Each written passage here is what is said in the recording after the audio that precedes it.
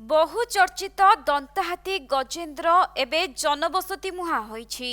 शिकारींको गुळीमाडरे आहत होई वन विभाग द्वारा चिकित्सित हेउथुबा हाथी गजेन्द्र आज देवगढ़ बनखंड रियामाल रेंज रेंगालबेड़ा सेक्शन अंतर्गत बड़डंगा घाट अंचल घूरी बुलुथुबा देखिबाकु मिलिछि।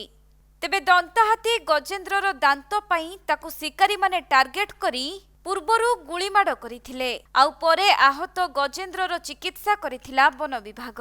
हेले एबे हाथीटी धीरे धीरे सुस्थ हेउथुबा बेले वन विभाग पक्षरु तार सुरक्षा पई ता देहरे जीपीएस खंजा जाई तार गतिविधि उपरे नजर रखा जाईछि। किंतु गजेन्द्र एबे जनबसती मुहा हेउथिबारु भयभीत अवस्थारे रहिछंती ग्रामवासी। अन्यपटे हाथीटी गाँर स्कूल निकटरे घूरी बुलुथुबा नेई ग्रामवासी माने वन विभाग को खबर देइछंती।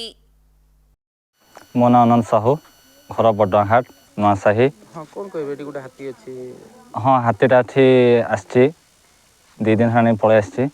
हाथीर आखिरे इंजर्ड अछि से कुआडे जाई पारु नै। वन विभाग एतिकिरे के सुरक्षा दियंतु। धान फसल प्राय नष्ट भी करछंती।